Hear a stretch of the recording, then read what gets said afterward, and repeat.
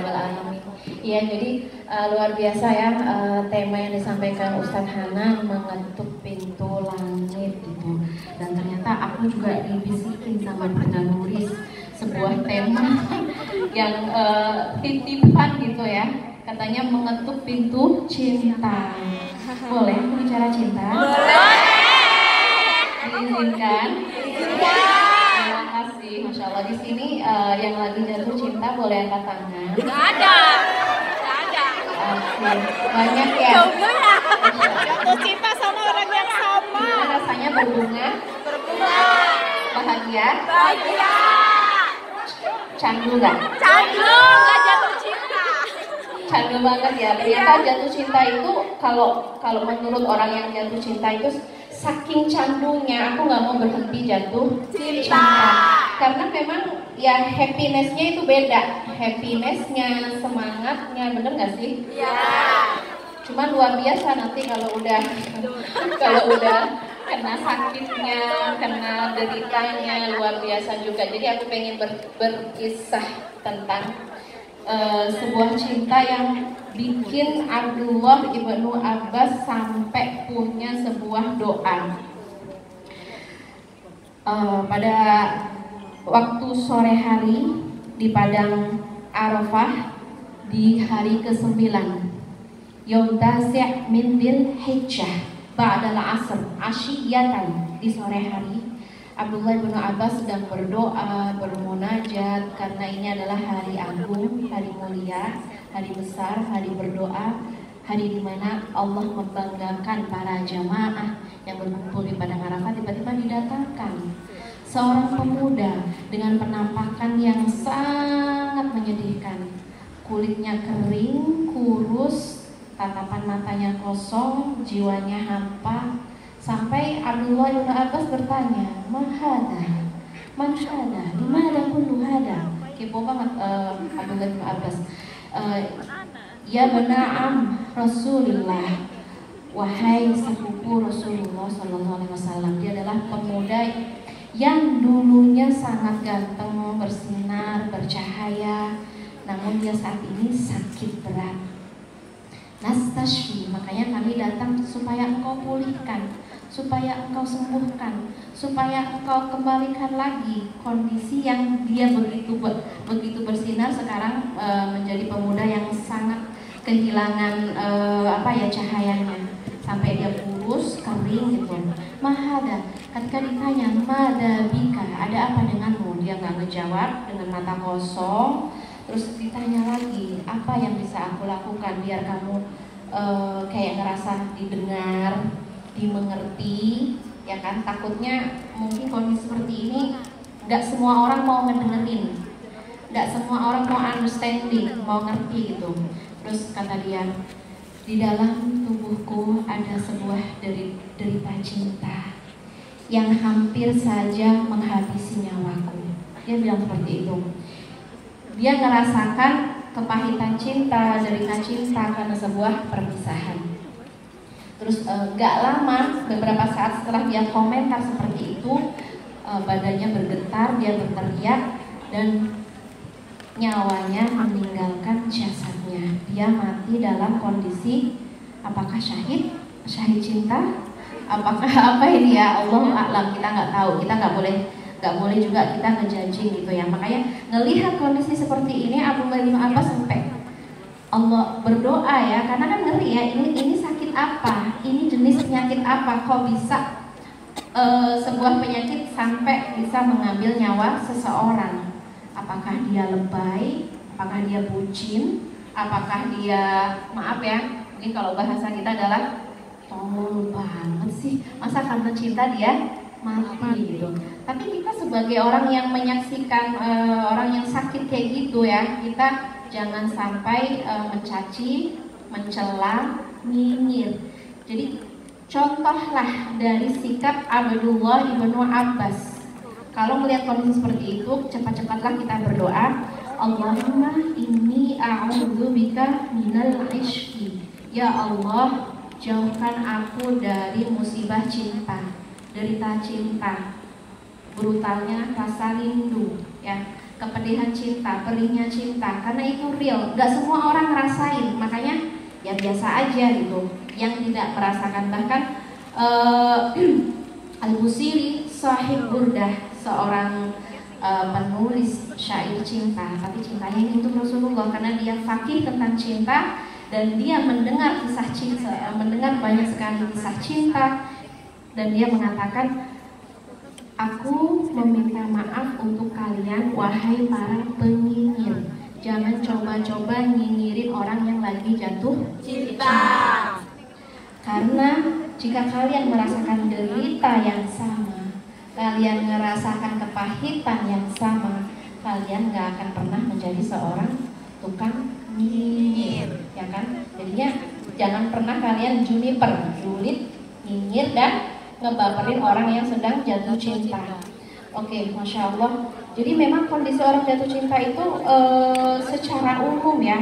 Ini contoh cowok, yang cewek siapa? Zulaiha.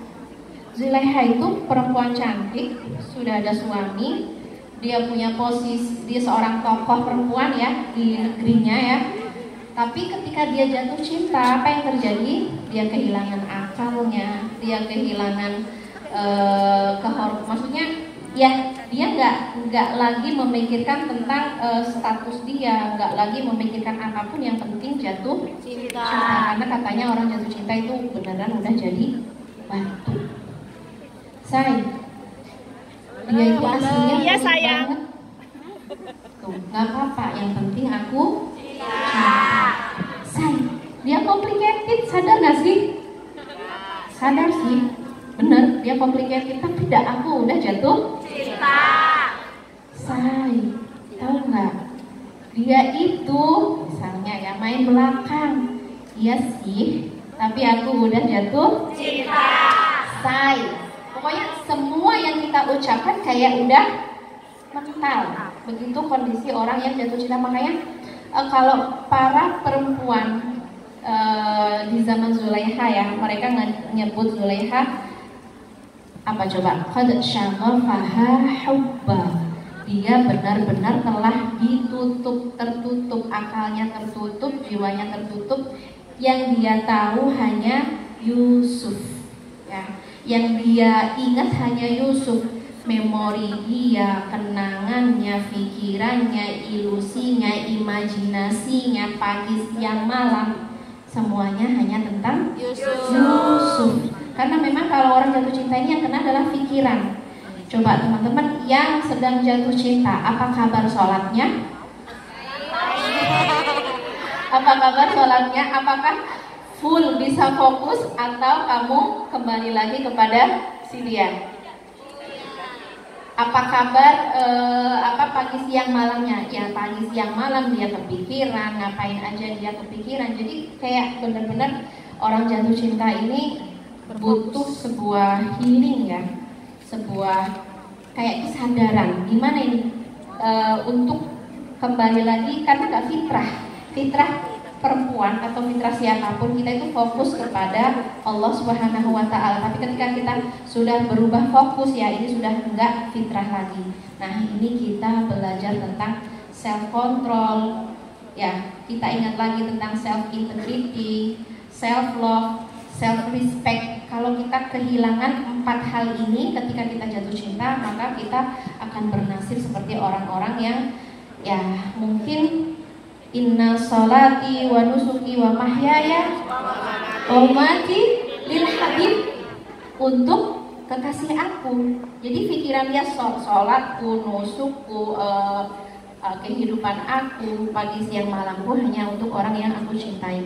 Jadi nasihat apapun, pertimbangan apapun nggak pernah bisa dia dengarkan.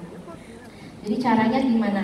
Kalau Rasulullah Shallallahu Alaihi Wasallam memberikan nasihat kepada kita bahwa tidak ada satu solusi yang paling tepat untuk orang yang saling jatuh cinta kecuali bertemu.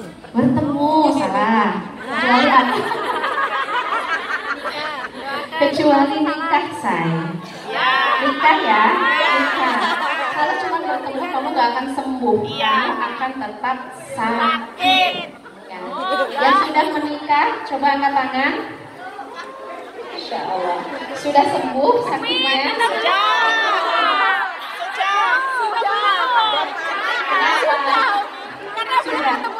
Belum ketemu lagi. Yes, benar banget. Karena orang yang saling jatuh cinta itu dia bisa melampaui apapun ya, dengan kalimat, dengan pikiran kita, meskipun jauhan secara fisik, tapi secara emosi, secara jiwa kita selalu ingin bertaut, selalu ingin berjumpa, selalu ingin ketemu.